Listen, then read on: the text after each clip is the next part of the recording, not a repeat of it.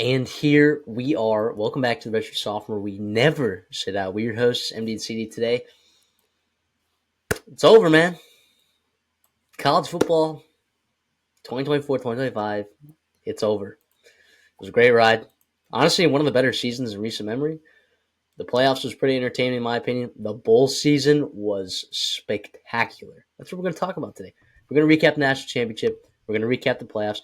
And we're also going to give bowl season the love and respect that it deserves. All right, we're going to talk about, maybe who were some of the best performances. What were some of the best games, underrated games, best performed? I mean, we got loads of stuff to talk about today. So before we get into coaching carousel stuff, which is going to start next week, so make sure you guys are locked in on that.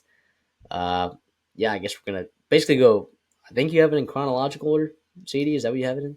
I believe it's when the jobs opened. Okay. So we will have that coaching carousel stuff for you starting next week. That's going to be a lot. All right. And then we'll also mix in transfer portal stuff in there as well. Maybe alternate. We'll see how we want to do that. But that's why you guys got to make sure that you like the videos and subscribe as well if you don't want to miss coaching carousel stuff. If your team hired a new coach, we're going to be able to decode whether or not it was a good hire and what to expect probably from some of these coaches. But that's not what we're going to talk about today. Let's talk about this. Let's talk about the national championship game. Honestly, if you want to look at this, right, this was an 8.5 point spread going into the game. This was one of the more entertaining national championship games in recent memory. Aside from that Alabama Georgia game that got out of hand in the last couple minutes of the game, in terms of competitiveness, like when was the last time like we had a one possession game with 2 minutes left to go in the game? We really haven't. Yeah, like you said, that Georgia Bama game got out of hand late. The score made it look worse than it was. That was a very competitive game all throughout. And then, yeah, you go back to 2020. That was it was a close-ish game, but Bama was really controlling most of that game. 2019, you had LSU, and obviously Joe Burrow do their thing. 2018, I believe that's Alabama and Clemson. And That Clemson game got out of throttled hand them. fast. Yep. Yeah, and then the year before that, that would have probably been the Georgia Bama game with the Tua coming in. That was a Yep. great game. So yeah, like it's not every time that we have these massive games. Like it's actually a good game. And yes, that first half got out of hand. I mean, Ohio State had 4 straight drives to open the game with touchdowns, right? And if you do that, you're gonna put yourself in a great chance to win. Their first 3 in the first half were just surgical 10 plus play drives going 70 plus yards on every single one of them. And they were rolling. You got to give them a ton of credit. We talk about when talent and coaching and, absolute culture and mentality, like when they all gel, like this is exactly what it looks like. You got to give hats off to Notre Dame, though, for playing it. They were down. They were sure-handed, right? I tweeted out, like, right when the game ended, I was like, damn, man, we really missed a Benjamin Morrison, Jeremiah Smith, like absolute masterclass. Because I do think if Notre Dame is like fully healthy, and Ohio State, to their credit, they battled injuries on the offensive line as well too. So it's not like they didn't have to go through a full season like Notre Dame did as well. But it is a shame in some of those aspects. But yeah, Ohio State was best team. We talked about it, like the most talented team. When they played to their level, like they did all throughout the playoffs, they were going to win, and they did. And like it or not, an 8 and a 7 seed played each other in the national title game, and these were probably the 2 best teams in the country, right? I think they show that. Maybe Texas is in there, right? Maybe Oregon if they didn't play an off game against Ohio State, but I think it's pretty valid. I'm happy for these 2 coaches, happy for these 2 fan bases. It was awesome. It was really awesome. You saw a bunch of stars. You're going to see a lot of those guys be playing on Sunday, right? So we're going to get into our NFL draft stuff later in March and April, and I'm sure we'll talk about playing these guys and these teams. But yeah, it was spectacular. You said it. I mean, it was actually a competitive game in the second half. Notre Dame, right? You gotta. I mean, again, like outmanned, right? Down a lot of points, playing not your style football. Leonard looked hurt, right? A bunch of guys banged up, and they just fought through, and it was really impressive. Gutsy from Riley Leonard. Gutsy. He played 17 awesome. carries. He had like 8 in that first half or that Yeah. first drive. Well, It's you know who also had 16, 17 carries on the other side of the field? We talked about this in the preseason. If you go back, right, if you go way back to our preview of the Ohio State team, we said this is probably Georgia, Ohio State 1A, 1B, right, most talented teams in the country. This team is talented to win with Will Howard at quarterback. But what will be interesting to see is if Ohio State decides to use Will Howard in the run game, okay, and they didn't all year, they saved it for this game. All right, they used Will Howard spectacularly. I thought he's a guy who's mobile, he's big, just like Ryan Leonard. Notre Dame went down, marched down the field, used Ryan Leonard plenty of times in the run game, and then Ohio State flipped that around and said, "Oh, okay, yeah, we kind of have a giant quarterback also who's pretty athletic, and we're going to use him in the run game actually more effectively than you did." And I thought that was really impressive from Chip Kelly and the offensive staff there. I was also impressed with Jim Knowles and Ohio State defense responding after that first drive, right? Because I watched that drive, and I don't know about you, CD, but I was like, that was awesome. That first drive when Notre Dame came out and punched them in the mouth, I was like, that was a championship drive right there. Now, it didn't turn into necessarily a win, but holy cow, I was impressed with that. And then I was impressed, like I said, with the response from Ohio State. And by the way, how many people on Twitter are going to be bozos, right? We said this from the beginning. Will Howard is a good enough quarterback to win a national championship. From the beginning. If he does not shoot up draft boards, then I don't know what we're doing, man. I don't know who's evaluating this player and why he gets the disrespect that he does, but he was nothing but fantastic the entire season. He's what, like fifth all time in single season touchdowns for Ohio State, passing touchdowns? That's for the amount of quarterbacks that they've had there that have been electric. Yeah, that's pretty awesome. He's like top five in like passing yards in a single season as well. He was great this year. He was great. All right. Enough He slander. he was, and we've been defending him. I feel like for a while now, even back in his worst games, like against Oregon, where he actually played a fantastic game. We were like, yeah, he played a great game. He made one big mistake. Guess what? He's probably not going to do that again, and he didn't. Other than that Michigan game, which we think he was probably banged up, he was flawless. He was absolutely flawless. He was exactly what they asked him to do, and then some. I will say too, and you've heard a lot of people talk about it, and I want to credit Ryan Day and his staff and maybe his recruiting staff and his NIL budget, whatever. Like they did such a good job of not load management, but like preparing to play a 16 game season, right? In terms of like how you used Will Howard in the run game in the regular season, much different than how you used him in the postseason.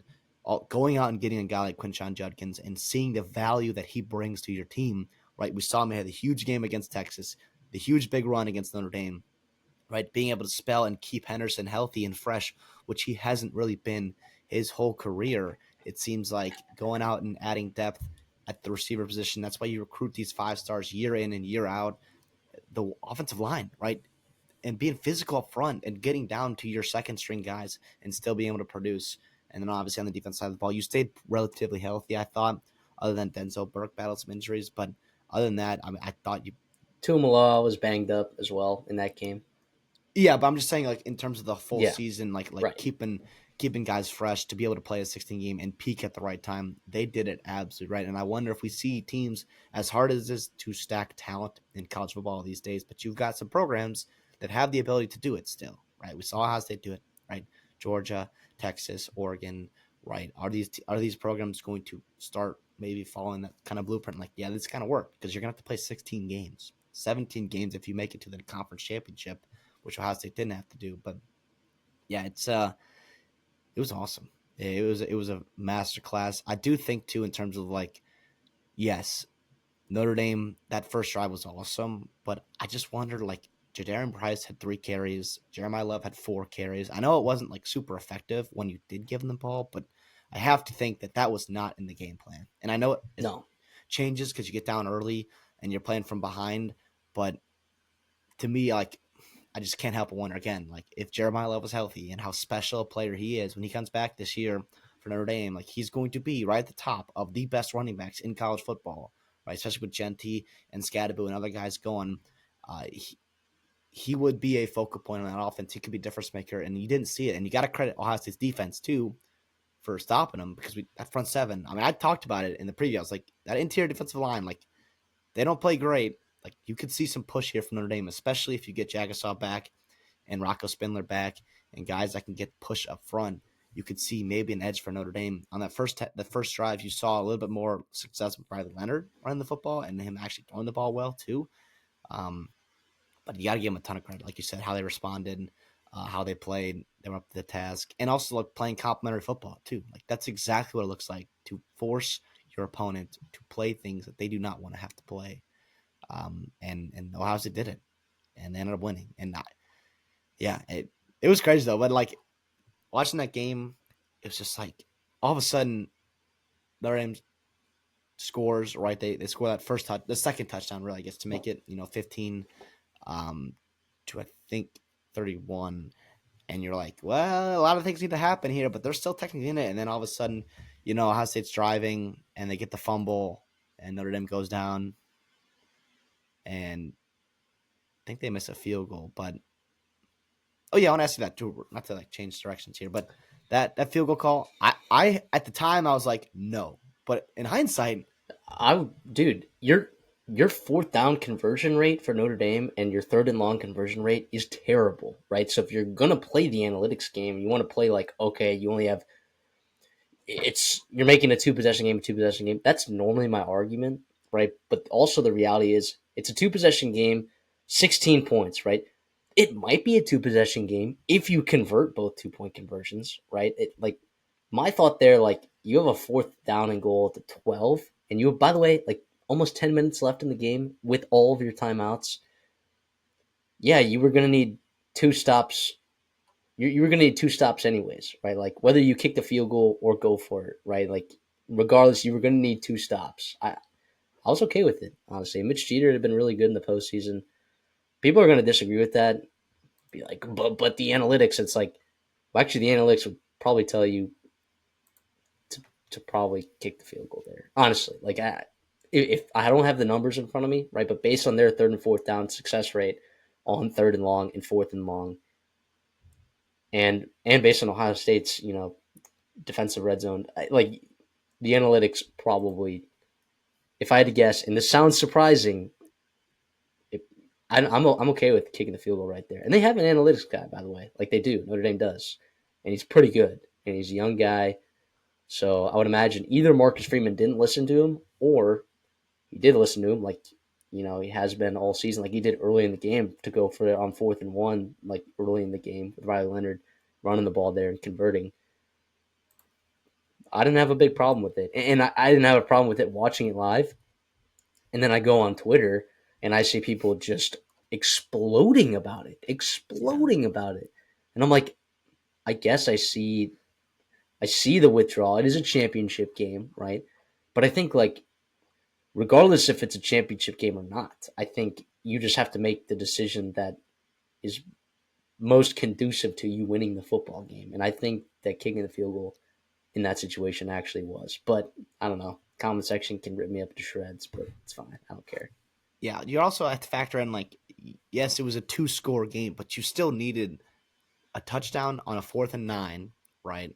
After Yes. you had two straight incomplete passes, and then also a 2 point conversion. Because at that point, too, where if you get a touchdown, you go for it, you get a touchdown, great. But if you don't get the 2 point conversion, it's essentially the same thing as kicking the field goal, right? So it's not like a totally different, outcome there. I personally would have gone for it, and that's probably not why I get paid millions and millions of dollars to coach this team, because I see it in hindsight, like, yeah, it actually would have worked out. And two, like you said, you were gonna have to make stops anyways, and you needed to rely upon your defense to come out and make stops. And after that missed field goal, credit that defense. Boom, they forced a punt, which was maybe one of the only punt of the game for Ohio State. And then you went down and scored in plenty of time, and you had a chance on 3rd and 9 or whatever, 3rd and 11. And Will Howard makes a great pass, and Jeremiah Smith, runs a hell of a route, and they just left Christian Gray out there to just absolutely, get torched, which he kind of didn't have a great game. We No, talked he about did that in not. the beginning. We were like, yeah, against USC when they played a lot of man, and he's playing against very good wide receivers. He got torched in that game. I thought Leonard Moore actually played pretty well, Leonard but Moore is awesome, by the way. Like I've been able to watch him, most of the season, but I think I really appreciated him in this game. Like he was shut down, and he was deservingly so. Freshman All American, yeah, right? All of the whatnots. 3-star guy out of Texas. Ridiculous. I thought. I think he's big. right? 6'2", like 190 pounds. I, people don't talk about him. I know he's got freshman All American, right? So people, I guess, do talk about him. But I think in like the national media coverage of Notre Dame, they talk about Riley Mills, Howard Cross, Riley Leonard, Jaden Greathouse, Jeremiah Love, Xavier Watts, Benjamin Morrison. Like, I just didn't feel like they talked about Leonard more enough. He's going to be a really good football player for Notre Dame moving forward. Like, really good shutdown guy. And it's crazy how they just pull like freshman lockdown cornerbacks out of their ass every single year. They're like, okay, yeah, what 3-star, 4-star freshman wants to be an absolute stud? It's unbelievable. They just do it every year. So, yeah, for real. What unbelievable. what do you think about the fake punt?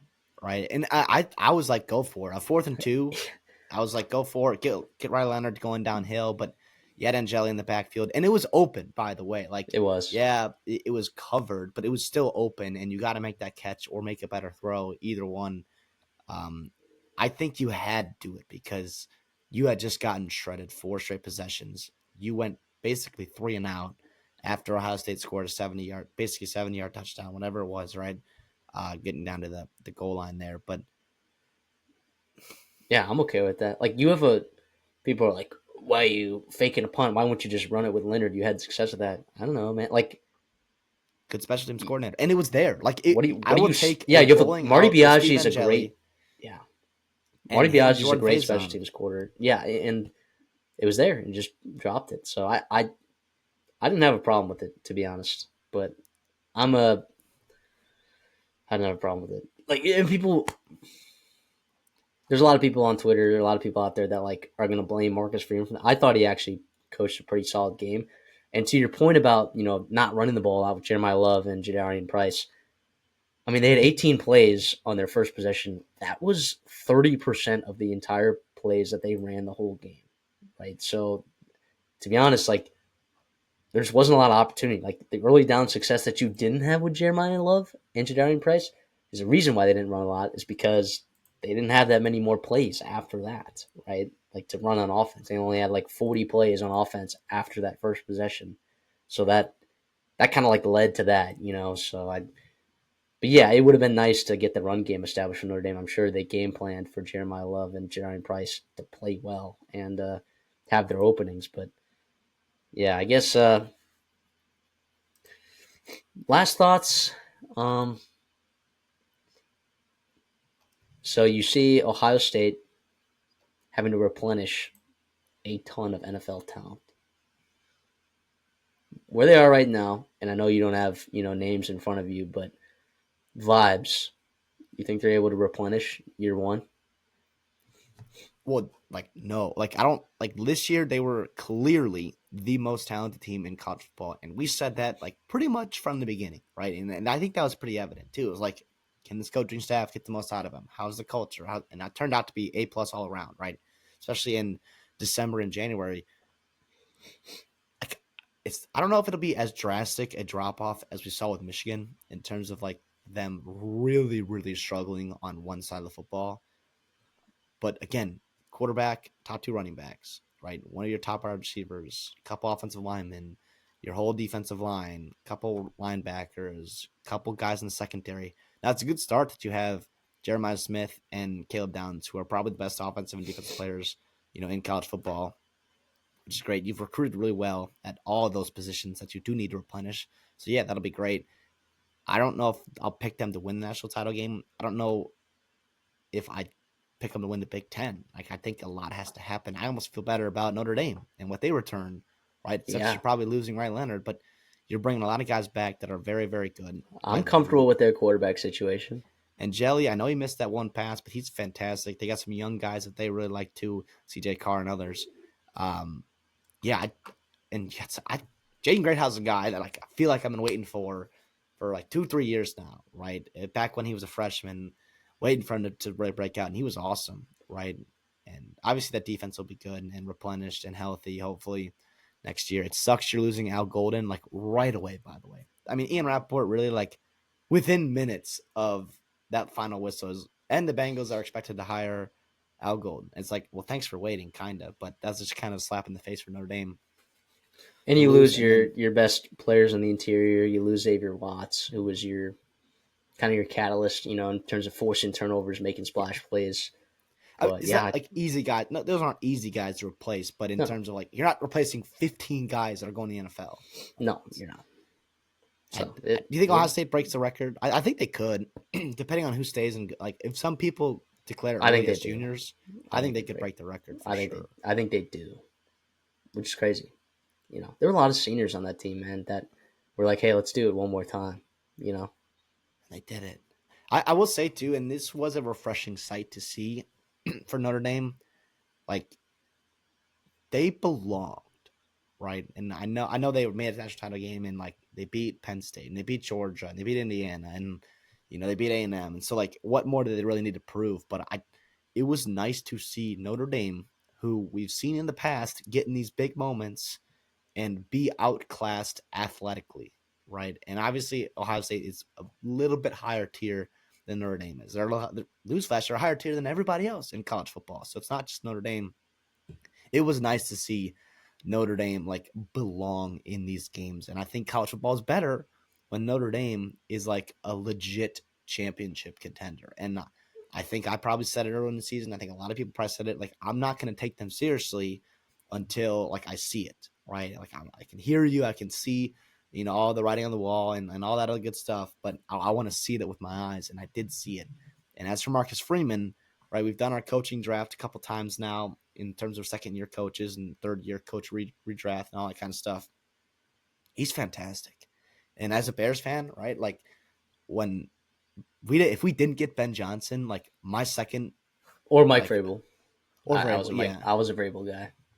To be honest, though, like, hot take, I would have taken Marcus Freeman over Vrabel because, like, I just think that guy has such a bright future ahead of him, and he's already doing things at an elite level for his age and his experience at the head coaching position, and just thrust into a role as a first-time head coach at Notre Dame. Right, it took Ryan Day years to make it to a title game at Ohio State, with arguably getting a much Took better Kirby Smart 7 years to get to a national title or to well, make to to win a win national. one. Yeah, It took Ryan Day 7 years to win yeah, one.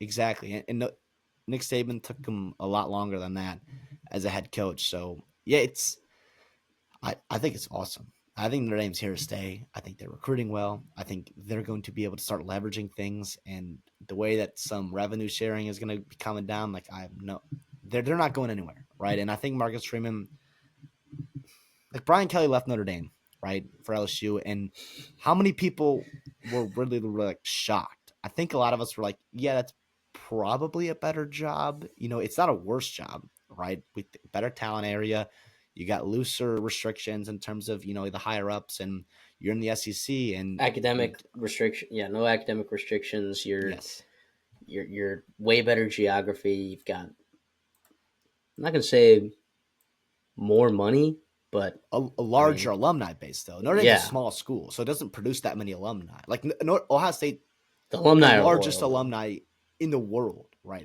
is Ohio State. Yeah, so I just think it's funny. I think like It is. when Notre Dame beat Penn State, I was like, man, what are LSU fans thinking right now? Because you would trade Brian Kelly for Freeman in a heartbeat. Like, If you're Notre Dame or if you're LSU, yeah, yeah, absolutely.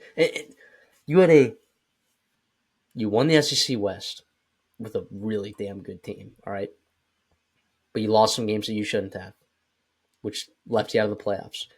You then have a Heisman Trophy winning quarterback and two first round wide receivers who both had over 1,000 yards in their first season uh, in the pros, and Jaden Daniels made a Pro Bowl in his first year. and is winning multiple playoff games. And you do not, and not even win the national championship, not even make the playoffs, not even make the conference championship game. You went 9-3 with that talent. And he's just like, let me point fingers at Matt House. Yeah. Let me point the finger at him and get him fired, right? Because I got to point finger at someone. And then a year later be like, yeah, everyone's paying for players. What happened to not having the resources at Notre Dame that you wanted, right? What happened to that? Grass is not always greener. You, Grass is not always greener. I'm just I'm sorry, LSU fans. Like, and I think Brian Kelly's a good coach, and I think he wins games. Yeah, he'll Right, be fine at LSU. he'll be fine. They could win a national championship with him. Oh Absolutely. yeah, I they just won with Ed Ogeron, and well with Les Miles as players, right? but Les But Miles won one with Saban's players. So he had yeah, his chance. So fucking Brian Kelly had his chance to win one with Ed Ogeron's with players, and he didn't yep, get it done. yeah. So I don't know. I just think that there was a huge misevaluation of the talent that you had on the defensive side of the football. Like, I still can't believe they only won 9 games with that team. That is unbelievable. Will Campbell, Emory Jones as well. You had who's the guard that's from FIU, who's pretty solid. The center. I mean, you loaded. You were loaded. And by the way, FYI, Brian Kelly, clock's ticking. All right, because Garrett Nussmeier is currently the favorite to win Heisman next year. All right, so good luck meeting expectations. Good luck meeting expectations, Brian Kelly. With That's it. last thing on this game here, so I think in terms of like, I think this makes the picture of like top coaches in college football this season. I think told us a lot, right? Because you had guys like Jim Harbaugh and Saban like leave, right? You're like, what do I do with Dabo? Like, who is at the top? You have Kalen DeBoer coming in, but you're like, how is he going to be at Alabama? Blah blah blah. A lot of movement. Lincoln Riley on a prove it year. Brian Kelly on like all these guys, right? I think to me, and you can pick your order, but this is mine, right? I think it has to be Kirby Smart one because he's won two titles, right? And he's Yep. sustained success for a while. I think Ryan Day number two because he won a title and he has sustained success for a long time. And Marcus Freeman is probably moved into my top three. Whoa. I'll And slow you okay, down there. I'll take it back. These are coaches that I would want leading my program. There's that. Yeah. There's Well, that. In if terms you're of like what investing, if you're investing in someone to build a program and sustain success and establish a culture, yeah, he's up there. I don't know if I put him in my top three yet because so you still James Franklin. he still has this epidemic of losing games against really bad teams Yeah, yeah, yeah. and not being prepared. And that's the thing. But if you're investing in him, right, It's that'll come. inexperience. Yeah. That's an experience. Like that'll come, right? So I guess if you're looking at if you're going to buy stock in a coach, right, you're going to obviously buy Kirby Smart, right, because he's paying dividends out the wazoo and his stock continues to go up always. Ryan Day is paying great dividends.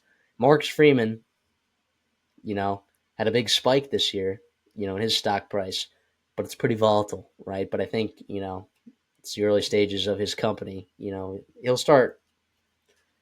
I don't hate that from you. I think I as guess like it is from a a little pure coach, overreaction.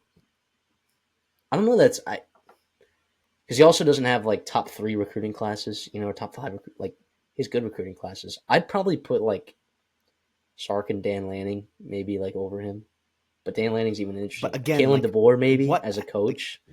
Dan Lanning and Sark, like they have not won big time games. And like they've gotten embarrassed in big time games before, right? Like I I don't know. I guess it's probably an overreaction, but I just want to kind of be like Notre Dame. You've got a guy, and you got to do what he can to keep him stay there. Right? Not that he'll leave, but keep him there, and also like continue to invest in him because like I think it's not crazy to say that Notre Dame. I feel confident saying if Marcus Freeman's there for the next decade or so, I feel like Notre Dame is either going to win a title or be back in the spot here at least a couple times, at least maybe once or twice. And in the 12-team playoff, 14, whatever it's going to be, like you don't know what it's going to be. But I also think Notre Dame's set up too to succeed uniquely. Like I, with the way that their conference kind of is, that like they're in the ACC, but they don't get the ACC knock that other ACC teams get, right? Because they're Notre Dame and they do play some out of conference games, but they also like compete and play well in them too. Like they beat USC, right? They beat Texas A&M, right? An SEC team, and I don't And they'll know. play him again next year, but at home. It'll be in South Bend, so it's interesting. I don't know. That probably isn't a reaction. I kind of forgot about those guys, but I, But I see what well, you're saying though. I see what you're saying. it's an Like early people that resume. people that invested in Marcus Freeman stock, quote unquote, Yeah, it could go to the moon here pretty soon. Yeah. No, I guess that was kind of it. But it's Because this isn't like Sonny Dykes, where like Sonny Dykes just went to the transfer portal and somehow just nailed it. that was a miracle. I still don't It understand was how that also happened. a unique situation where you played in a conference where again Texas and Oklahoma were down, right? Because that was the first year of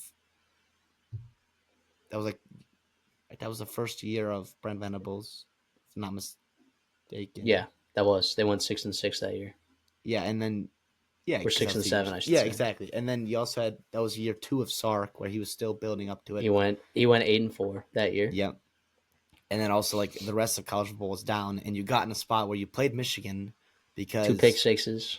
you had 2 pick 6s, and you also like that Michigan team was still learning how to win, and also you were in that spot because they didn't want Ohio State and Michigan to replay each other again in that first round.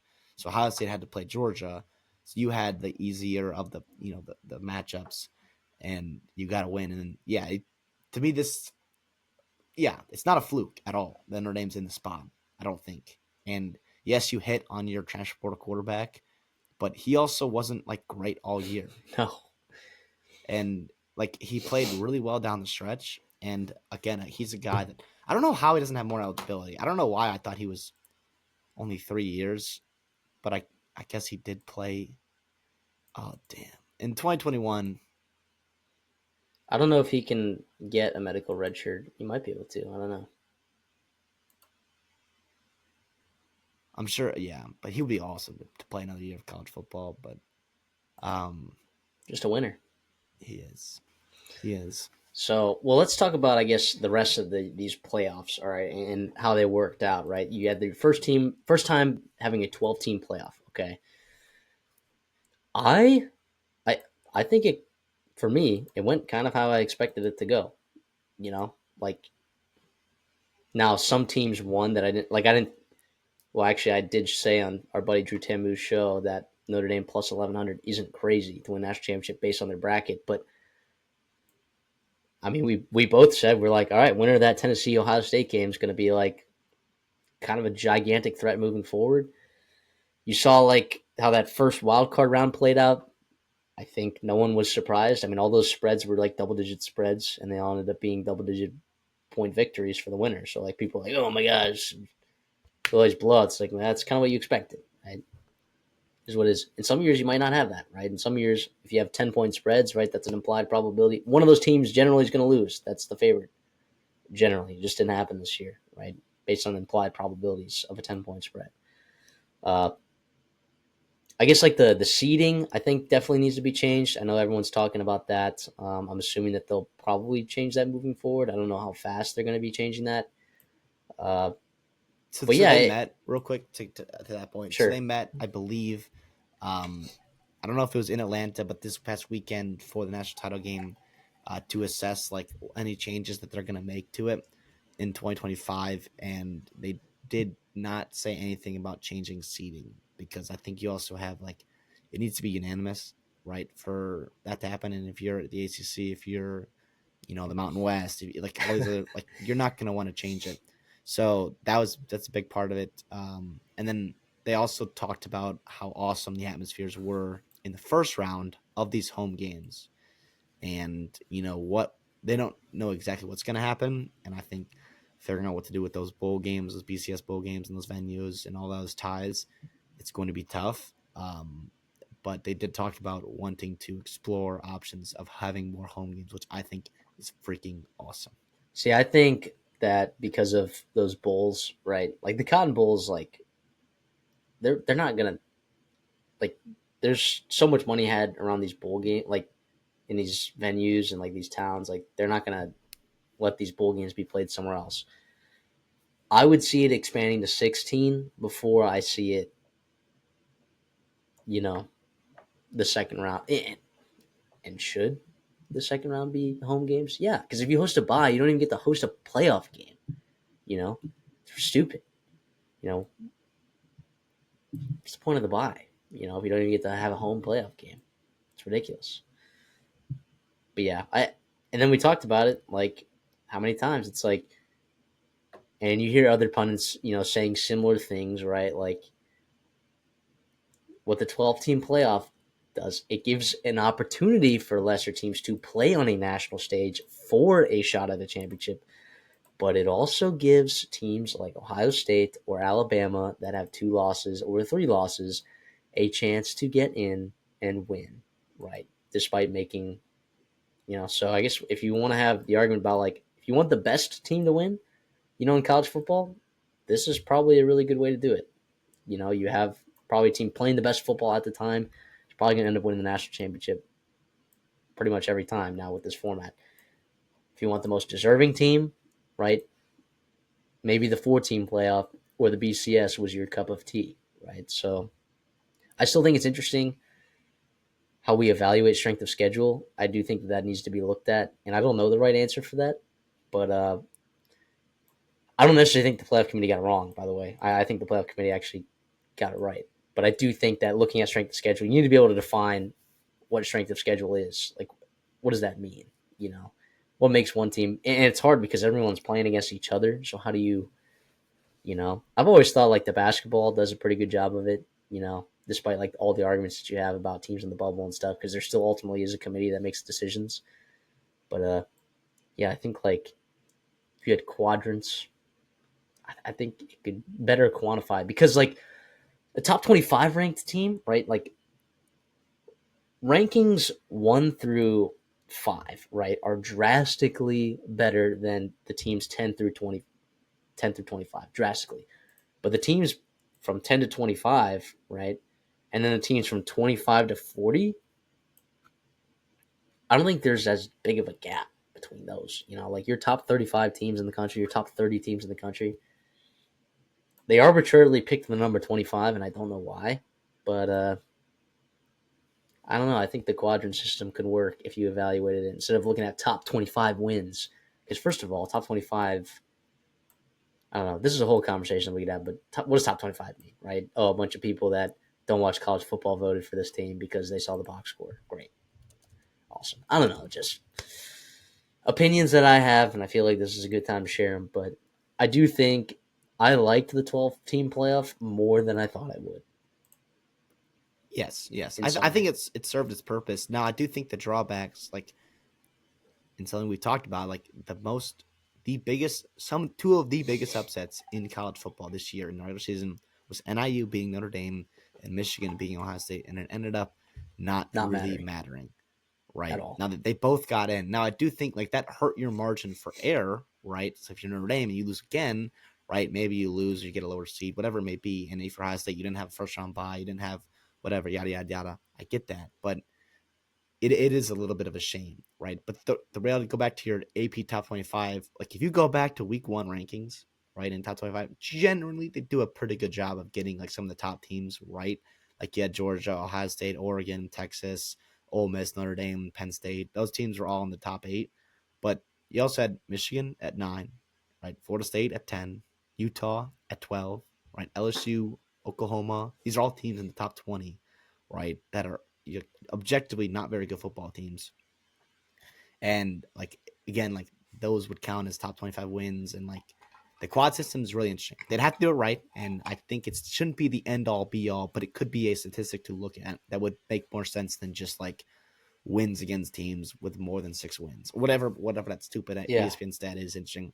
I do want to go back to like right the Also, like the seeding. like the net rankings, like in basketball, like, and I felt this way about Indiana. Indiana kicked the shit out of the teams that they beat. Kicked the shit out of them, and that matters. They didn't play a great schedule, but they absolutely handled business. Right. I think that matters too. Like in the net rankings of basketball, that matters. Like a Yeah, 20-point win against a quad 2 team is solid. It means as much as, maybe not as much, but it means something.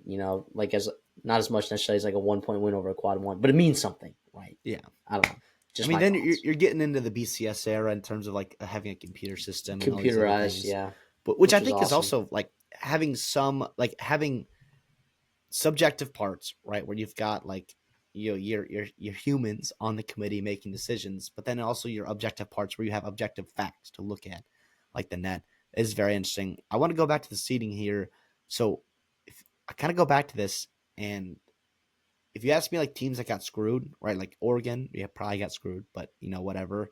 You got blown out. Like that's kind of your own fault. You didn't show up for that game. But like Indiana, right, is a team that went 11-1 and had their only loss was on the road against To the the best national team champion. the national champion, and they had to play the Actually, they runner lost to ups. the two teams. The only two losses were two teams that played in the national championship. Exactly. In their first game, they went 11-1 in the Big Ten, right? Who was the best conference in college football? I think we can all say that now, Yep. right? Maybe not like top to bottom, whatever. Like it was the best conference. However you want to metric At the that, top whatever. end, yes. At the playoff level teams, yes. Yes. Yeah, but I was like you had the best team. You had a bunch of yeah, whatever. They also like you had Michigan and South and Illinois like win against other teams and other conferences. But so Indiana, right, for going 11-1 in the Big Ten, right, and only loss being on the road to the best team in the country, you had to play the national champion runner up on the road, right, in that first round, where you had teams like, Clemson going on the road to Austin. You had um, Boise State having a bye, having to play Penn State, in Glendale, Arizona, and then you had Arizona State having a bye, playing Texas, and like everyone wants to talk about a lot of the teams, people getting screwed like Alabama and South Carolina and Ole Miss and Miami, yada yada. I think like Indiana would be a team that like I'm looking back and I'm like I would have loved to see them play multiple playoff games because the only two times we saw them play like quote unquote real opponents, it was the two best teams in the country, right? And so like I don't know. I again like strength But of we didn't schedule, we like you didn't said. know like Notre Dame's season, their power rating was not complete. It was incomplete, right? Like you were Yeah, probably yeah, going to power rate Texas and Georgia for that matter, like they did.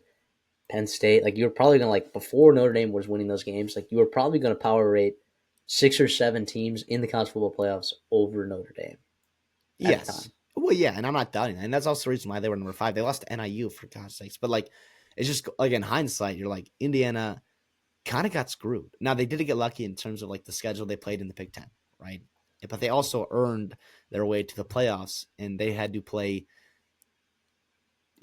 one of the toughest first round games. Tennessee is also in that hat too, where I also was not a fan of Tennessee for a long time. Like I didn't think they were very good. And they had to go on the road and play Columbus because Ohio State lost to Michigan, right? And didn't get a Yeah. bye week. And so you get screwed there. So I think something we do have to realize too is it's a 1 year sample size. It's a super, super small sample. This is a drastic change to college football, and people are learning and figuring out. Now, are there like things that should be fixed and like could be fixed? I think everyone realizes, yeah, that's not right. Yeah, absolutely. But I think we should wait and see how this thing plays out over multiple years because things will like even out, as they say, right? As the more you do, the more sample size you get, it will even out. This is just one sample size. This is one outcome of many outcomes that could have happened with this own scenario. Like what would have happened, if Texas scores on that last drive, right? And goes, what would have happened if Arizona State gets a stop on 4th and 13? Or what would have happened if Indiana doesn't throw that interception in that first round, that first game? What happens if SMU doesn't turn the ball over 5 times in that first half? And it changes outcomes of games. What happens if Georgia's quarterback didn't get hurt and like this was one outcome of many outcomes of just one sample size, if that makes sense. I know it's kind of backwards way, but I don't know. Before we go and freak out and flip out and like college football is ending and it's over and my team will never have a chance to win the title. First of all, your team probably doesn't have a chance to win the title as it Yeah, was. that's And there's like facts. Literally 15 facts. teams every year that could probably win a title, right? And it's probably gotten smaller. Winning a title is probably harder now to do than ever. Like we just saw here, having to play 3 or 4 games against quality opponents. Yeah, I don't know. Just sit back and enjoy it. Now, the one thing I do want to make sure stays the same, and we will do a good job covering on this channel, is bowl season and the regular season. And like to your point that this championship game was actually a competitive one, and most of them aren't, is more proving to the fact that this sport is not about crowning a champion. It is more about the journey. It is about every team having rivals in conference games and having, 12 opportunities to play in a season. Traditions. traditions, and that's why we love college football. It's not about who's winning the championship. Like that's a big deal, and it should be, but it's not the end all be all, and it's not even the most important thing in our sport, and that's the beauty of it. So these money makers at the top end, they're and granted, like I can't blame them because they're trying to make money, and that's their job too, and they got families to feed, and they got all this stuff, but there's so much emphasis put on the playoffs and the national championship game. But the reality is, and it shows in viewership, it shows in other things that like people care about other things in the sport. And I think sometimes you can lose sight of that. And so there's my soapbox I wanted to step up on and kind of bring that down. But yeah. No, that's very fair. You made valid points, every single one of them, and I won't argue with it. And we're gonna give bowl season its flowers right now. Let's talk about it.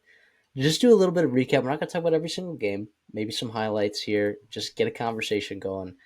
Um, I guess I had some talking points that maybe I wanted to get to. I wanted to start with what was like your favorite game to watch or the best game? I guess maybe it's the most competitive one. Maybe it was the biggest shootout. Maybe it was just like something funny happened. I don't know. Like for me, right?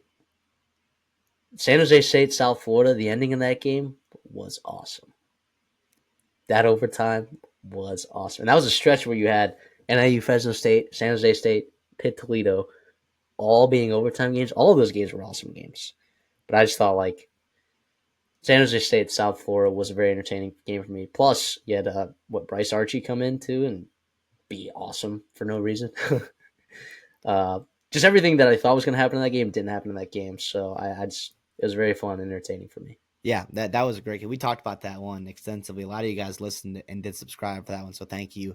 I'll go to a little bit more high profile one. South Carolina, Illinois, like felt like a semi playoff game. You had coaches getting after it. You had drama. You had really high level athletes playing. You had a couple opt outs here and there, but wasn't dramatically changing the outcome of these games. It was super super entertaining to watch. That was the Cheez-It Citrus Bowl, so you had the Cheez-Its and doing their thing there, which is obviously fun. But yeah, to me that was one of my favorite ones to watch. And then I'll go a couple days earlier, um, the first half of Miami and Iowa State with Cam Ward playing, and just Yes. body blow after body blow by these quarterbacks and these teams, these offenses was super entertaining. And that's what bowl season's about too, is like high scores, big plays, having fun. You see trick plays, you see people emptying the bag of their playbook, and that one was awesome. And that was a game we circled and we're like, yeah, that's another great game. That's Pop Tarts Bowl, right? So it's obviously that whole thing there with the mascots and everything else was super fun to see in the production that they do, on the TV side of things. But yeah, those would be two that really stuck out. If I had to give a G5 one, right, I think Northern Illinois, Fresno State, right, that was super entertaining. That was another double overtime game. You had a couple of backup quarterbacks doing it out. You had one drive where Navy, Navy, Oklahoma, Oklahoma was fantastic. For Northern Illinois, A&M, USC. yeah, no, real quick, Northern Illinois and Fresno State, you had one drive. You had a 20-play drive by NIU where they converted like four fourth downs, and then they get second and goal on the one, and they get stopped three straight times, and it was just freaking awesome. NIU ends up going back and winning that game in double overtime and covers. Thank you very much. But that was awesome. And then Ohio and Jacksonville State was a lot of fun too. Seen a couple of very good G5 quarterbacks, very good G5 teams playing each other. Two teams, unfortunately, that don't have their head coach anymore, but I think they'll both be fine. But that was also awesome too. Yeah, it was a great bowl season, like you said. It really was. Let's talk about underrated game. All right, a game that maybe slips through the cracks. Okay, like maybe when you look back on bowl season, you're like, and you're thinking like about the best games. You don't immediately think about this one, but I'm gonna give you one. All right, you can give me one as well. East Carolina, NC State. You had Rajay Harris rushing for 220 yards, including what was it like? They were just going to run the clock out at the end of the game, or not run the clock out. I don't know what was going on. Right? I guess they were running the clock out down, and then did they miss a 2-point conversion? Yeah, it was a tie game.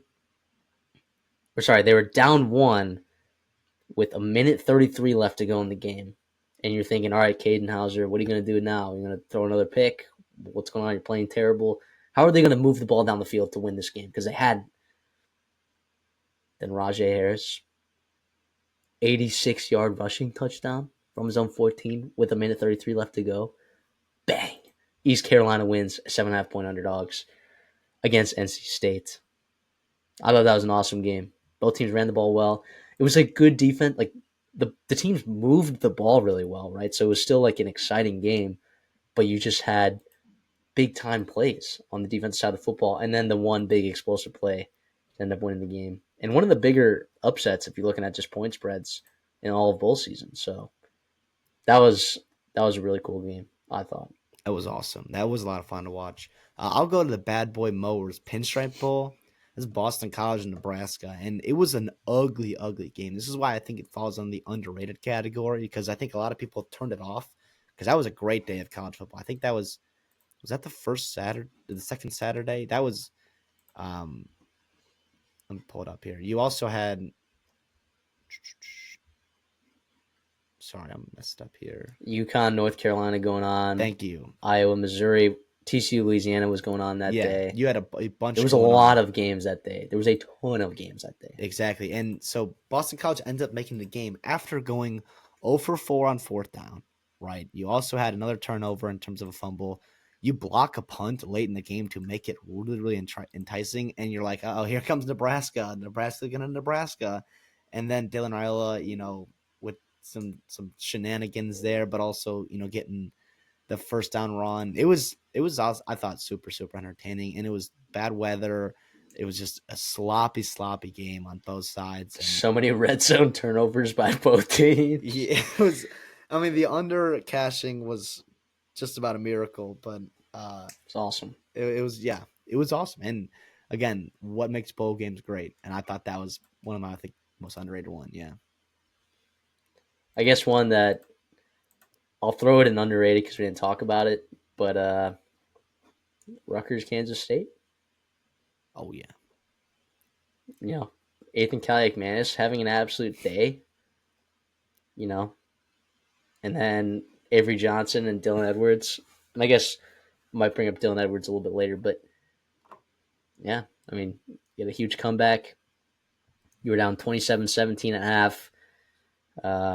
And then you outscore them 27-14 in the second half to win the game.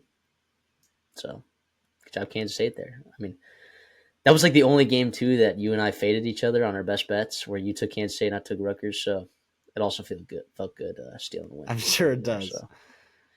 All right, anyways, next little talking point. Best team performance. All right. Now, excluding college football playoffs, right? Because you could probably argue Ohio State in that Oregon game, right? Or Ohio State against Tennessee. Best team performance, right? Against any individual team, right? I think I could go a couple ways with this one.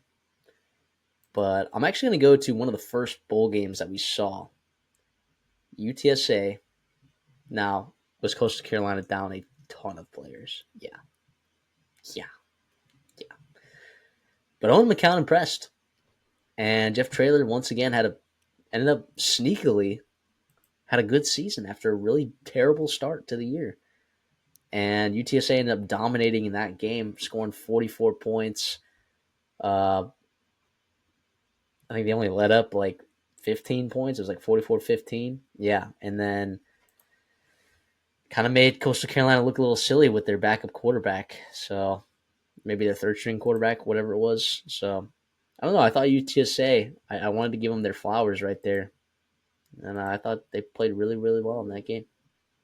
Yeah, absolutely. And they were on the road there too, in Coast or in Myrtle Beach. But yeah, And it was at it was Coastal's literally at home yeah. facility. Yeah, credit to them for that. I'll go to the Alamo Bowl, iconic bowl, and a game that we were kind of looking forward to watch, especially with Colorado at full strength. But BYU showed up and they Oh yeah, dominated in those yeah. first 2.5 quarters. They really got after. They went up 27-0, and it was just being super efficient. You scoring off of turnovers. You had, I believe, a punt return for a touchdown. Parker Kingston. a lot of other good things that happened in that game. Again, Kalani Satake, very good coaching job there. And that was a Colorado team that was seemed to be bought in and fully healthy, fully playing, like Hunter and Sanders and Wester, Jimmy Horn, Shepard, like all those guys offensively were playing. You had a couple, you're pretty damn good players defensively as well. Yeah, and they took it to them. Big 12 foe. Obviously, you got the Alamo Bowl, so the ties are still there with the Pac 12, the old Pac 12, and the Big 12. So that's why Colorado was playing BYU in that game. But yeah, that was a game that we were looking forward to, right? And a game that I had grossly misjudged about taking Colorado in that first half, and BYU jumped on them and it went up 27-0. And super impressed by them after their season, right? Not that it went to poop, but he had a chance, a real good chance there, sitting there in mid-November to make the playoffs, and you lose a couple heartbreakers, and you kind of got knocked out. And yeah,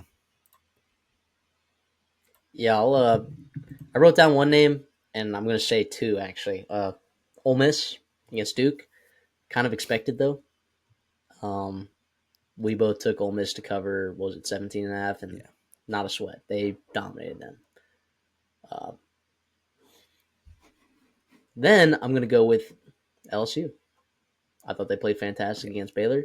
Forced a turnover, or two that resulted in touchdowns. Garrett Nussmeier played fantastic against what was a really good Baylor team, one of the hotter teams in college football. yeah. Both those teams played fantastic. Obviously, didn't have the regular seasons they wanted, but credit to them and their coaching staff for getting them ready to play. LSU, they had a lot of opt outs, and that was part of the reason why I was on Baylor too. And they played awesome offensively, defensively. They made some, like you said, the turnovers were big. And then Duke, yeah, they ran it up on, or Ole Miss ran it up on Duke. That was a tough matchup, I think, for a lot of reasons for Duke. Yeah, a lot of opt outs for them too, some missing key players as well. And Ole Miss was one of the most talented teams in the country, and when they played up to it, they're very very dominant. So yeah, those are very very high performing teams for sure. Let's move over to biggest upsets. All right, and we can base this off a couple things. All right, we don't just have to go off Vegas lines, right? Because then it's very obvious. All right, uh, Michigan, right? Yep. We'll just get it out of the way. Point spread, right? And they're missing a lot of guys. All right, they're missing a lot of guys, important players on that team. They were missing, and Alabama did not have as many opt outs. I personally thought Alabama was going to roll. Didn't bet it, but I thought they were going to roll. That was a big upset to me. Then the next one, honestly, Arkansas State Yeah. rolling in there and getting a 7-point win over Bowling Green was insanely impressive to me. Based on how the Sun Belt and the MAC had been performing in the postseason, based on how Arkansas State's season had gone, based on how Bowling Green's season had gone, right? They'd lost some games to some good teams. Bowling Green did. Like when they lost to good teams generally.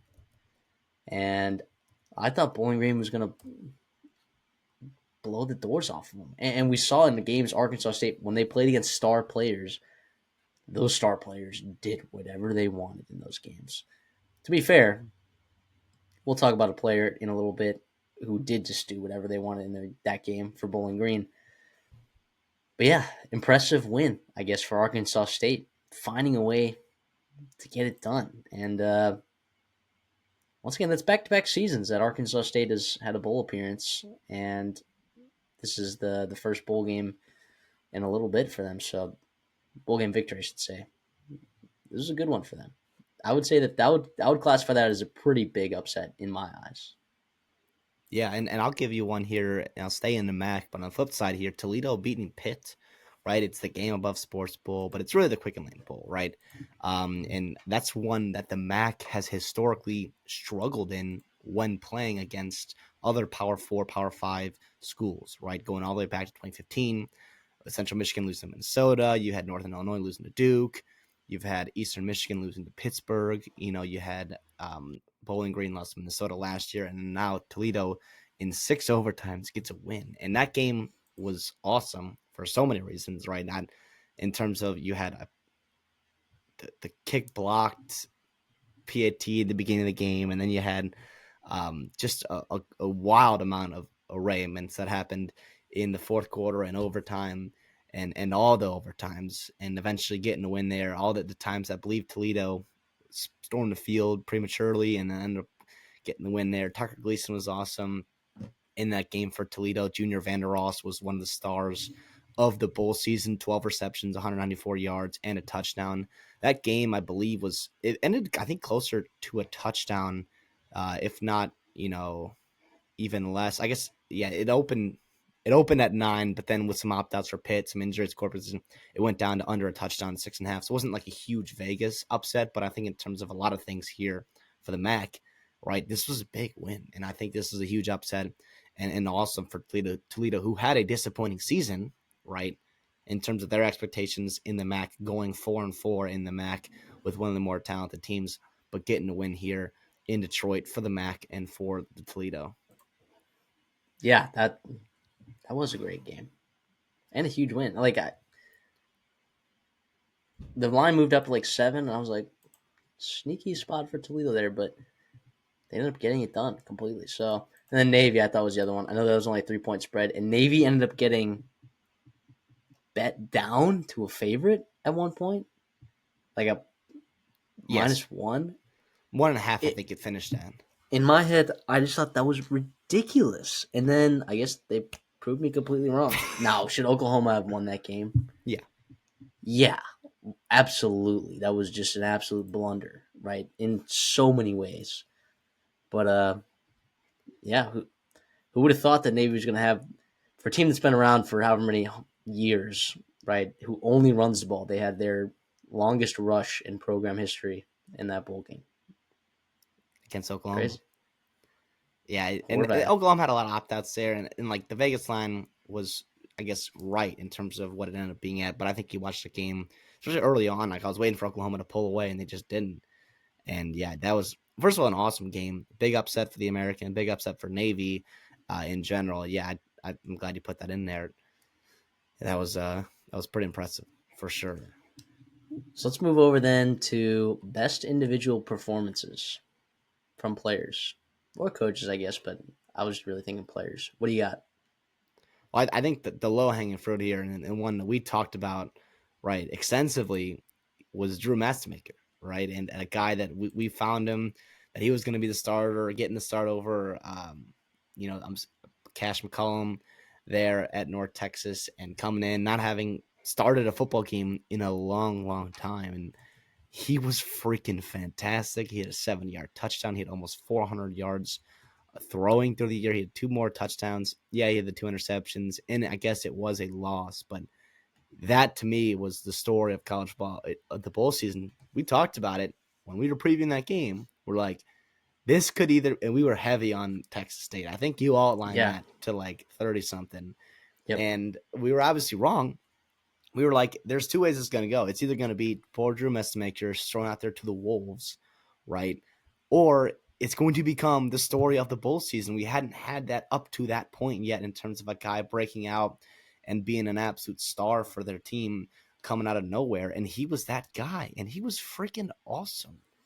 And it was so fun to see. Obviously, um, you know, Eric Morris, correct, Mm-hmm. is the head coach. Yep. He's a guy. I always confuse all the Morrises because you have Chad Morris and Chandler Morris and Eric Morris. Anyways, Eric Morris is a guy that we kind of talked about. I think I kind of elevated him to like, okay, I'm just going to trust your quarterback evaluation, and whoever you throw out there is probably going to play well, and I'm not going to fade the crap out of you like we did in that game. And yeah, that was awesome. Yeah. Think about the quarterbacks he's coached too. Cam Ward, Chandler Rogers, reviving Chandler Morris's career. He gets Chandler Morris gets a job at Virginia, and then now Drew Mestemaker played safety in freaking high school. Yeah, that was awesome. Set the 80-yard touchdown or whatever run that he had, that unreal. They literally almost won that game. Then I'll look at best friend. I'll take the other low hanging fruit, Harold Fenton Jr. 17 receptions, 213 yards, and a touchdown in that Arkansas State Bowling Green game. Tight end for Bowling Green, stud. You guys have probably all heard of him if you've been listening to the show for any amount of time. So Yeah, he was fantastic. They force fed him, and they should have, and they probably should have done more, and ended up not winning. I'll go another low hanging fruit here. I'll go Dylan Edwards in that rate bowl, guarantee rate, but whatever Yeah. you want to call it.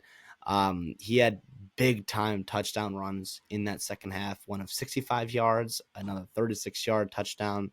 He had almost 200 yards rushing.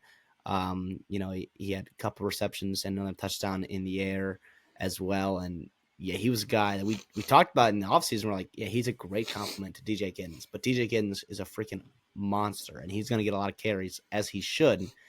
And Dylan Edwards comes in and is okay, not like a future part of their offense at all in the regular season.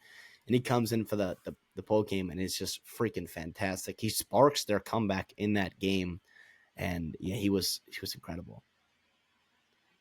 Yeah, he absolutely was. And again, we talked about that being underrated game. A lot of that had to do with, like you said, Dylan Edwards. I'm gonna go Kyle McCord. He's my last guy.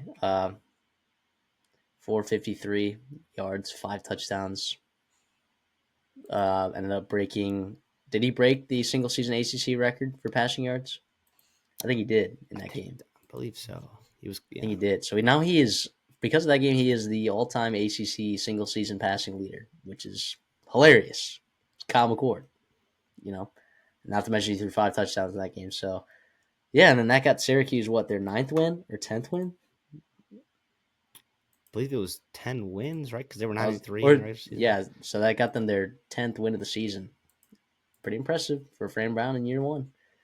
So I would say that was another individual performance that I was particularly not necessarily, I wasn't shocked by it because again we bet Syracuse like minus 16 and a half or 15 and a half, whatever we got it at. Whatever we got it at, we cashed because I think the closing line did not cash for Syracuse, but our line did. So Yeah, my last one here, I'll go Rajai Harris, right? The East Carolina running back. He had over 200 yards himself on the ground. We talked about that game earlier in terms of big wins, exciting games for East Carolina.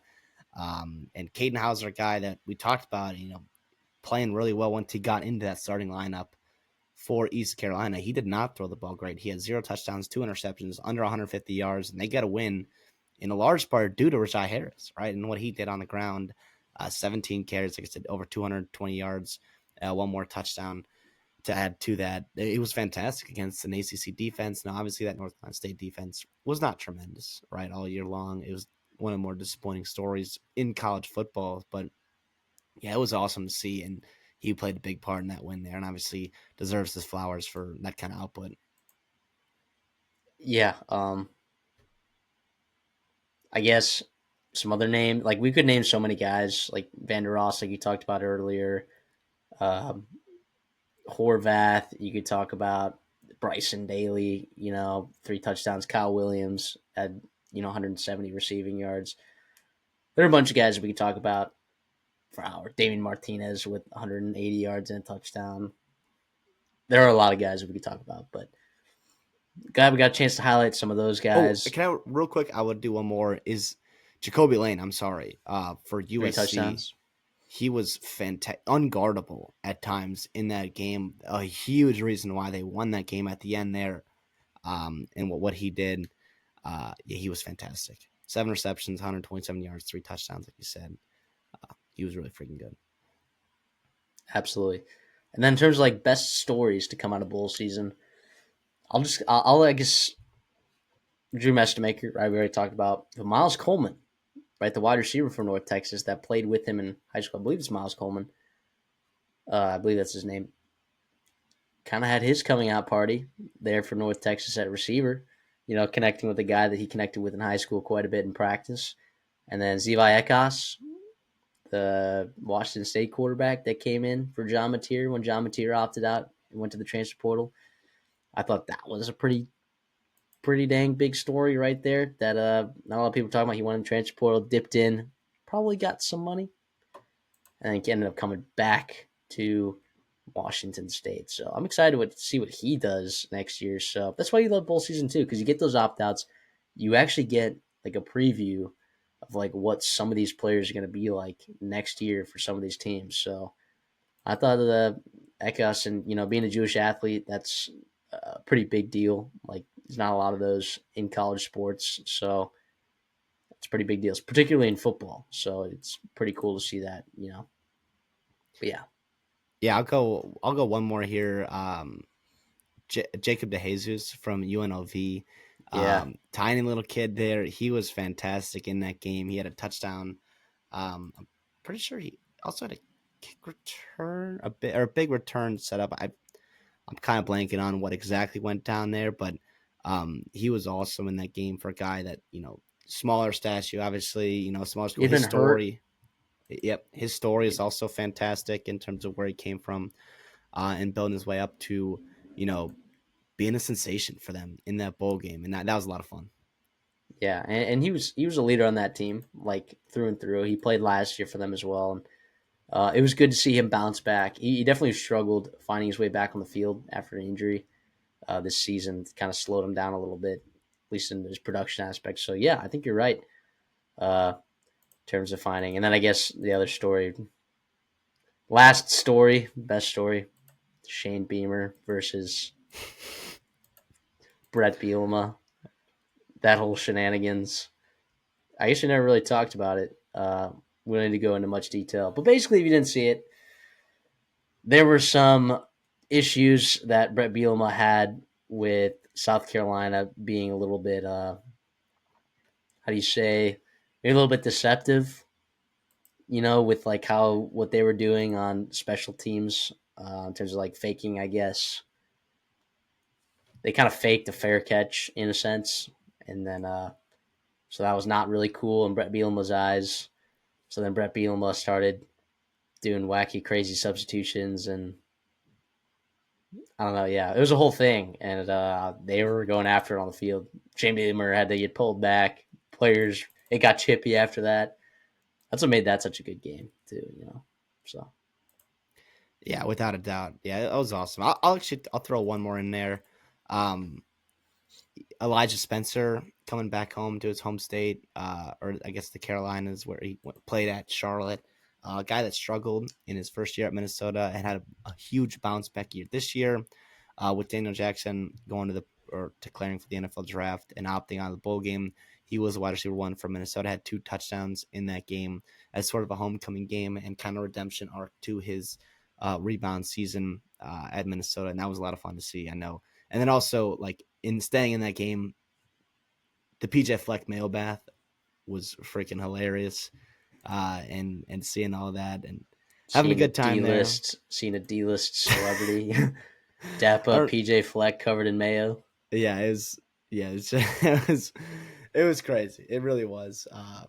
It was yeah, Flava Flav or whatever. It's the Whoever celebrity. that is, right? Like some But '90s the rapper crazy part guy. is, yeah, it's some hip. Yeah, the crazy part is PJ Fleck knew exactly who he was right away, which is he's probably one of like 10 coaches in college football that would be like Flava Flav, yeah, boy, or whatever. I'm so cringy. I just did that, but no, he was. It was awesome. That's also why you love a bowl game too. Yeah, they do a good job over there. But yeah, that's gonna be it. National championship recap, college football playoff recap, bowl season recap. Coming up soon, coaching carousel stuff. Yeah, I think we do some of the best coverage of coaching carousel that there is out there. So make sure you're tuned in. If you like this content, like the video, consider subscribing, please. So uh, if you're new here in the off season, we don't really sleep, right? We it's grind time for us. Like the off season, arguably we are spending more time on this channel, breaking down coaching hires, transfer portal stuff, schedule look aheads, NFL draft stuff. So like we're busy in the off season. So if you want to stay in the loop in college football, make sure you're tuning in to the Redshirt Sophomore. So we thank you for all the support over the season. I mean, we had a crazy amount of people. We more than tripled our channel in the year 2024. So looking forward to what we got for you guys in 2025, and can't wait to keep having y'all. So, you anything for us on the way out? No, you said it. Appreciate you guys for everything you do. Hopefully, you guys enjoyed the content. Hopefully, you enjoyed the season as much as we did. But the reality is, like, you look at the national championship game, you look at these big time games, these teams, like, so much happens in the offseason. So make sure you're sticking with us because you do not want to be lost, come August when you're like, who's playing where, what's going on here. And these, we talked about Chip Kelly, we talked about a lot of different things that ended up being, pretty darn spot on for us. So hopefully, you guys are excited to see what's going on and staying in tuned with our channel. And we'll see y'all in the next one.